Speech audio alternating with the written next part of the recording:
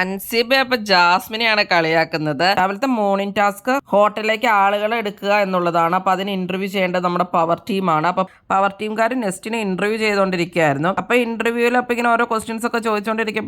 Jasmine അപ്പൊ അവർക്ക് ഭയങ്കര എക്സ്പീരിയൻസ് ഉണ്ട്, ഞങ്ങൾ എല്ലാ കാര്യങ്ങളും നല്ല വൃത്തിയോടുകൂടിയൊക്കെ ചെയ്യുന്ന ആളാണെന്നൊക്കെ പറയും. അപ്പൊ അൻസിബ അവിടെയാണ് കയറി പിടിക്കുന്നത്. അപ്പൊ അൻസിബ വന്ന് ജാസ്മിനെ ആക്കിക്കൊണ്ടൊക്കെ പറയും, ഓ നിങ്ങളെല്ലാം നല്ല വൃത്തിയായിട്ട് തന്നെ ചെയ്യുന്ന ആളുകളാണല്ലേ, ഓക്കെ ഓക്കെ, ഞങ്ങൾക്ക് ഭയങ്കര വൃത്തിയായിട്ട് ചെയ്യുന്ന ആളുകൾ തന്നെയാണ് വേണ്ടത്, ഫോറിനേഴ്സൊക്കെയാണ് ഞങ്ങളുടെ ഇവിടെ വരുന്നത്.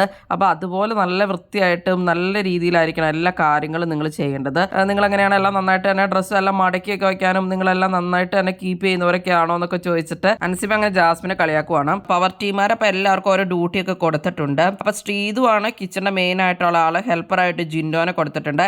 അതിലെ റൂം സർവീസസ് ഒക്കെ ചെയ്യുന്നത് അർജുനാണ്. ബാത്റൂം ഒക്കെയാണ് സിജോയ്ക്ക് കൊടുത്തിട്ടുള്ളത്. ഹൗസ് കീപ്പിംഗ് ആണ് ജാസ്മിന് കൊടുത്തിട്ടുള്ളത്. സെക്യൂരിറ്റി ആണ് ശ്രീരേഖ. ഗസ്റ്റില് അപ്സരയ്ക്ക് ഡാൻസർ ആയിട്ടാണ് കൊടുത്തിട്ടുള്ളത്. അരണ്യാണെങ്കിൽ മസാജ് ചെയ്യുന്ന ആളായിട്ടും നന്ദന പാട്ട് പാടുന്ന ആളായിട്ടും അതുപോലെ തന്നെ സായി റോബോട്ടും. അപ്പൊ ഇങ്ങനെയാണ് ഓരോരുത്തർക്കും ഡ്യൂട്ടീസ് കിട്ടിയിട്ടുള്ളത്.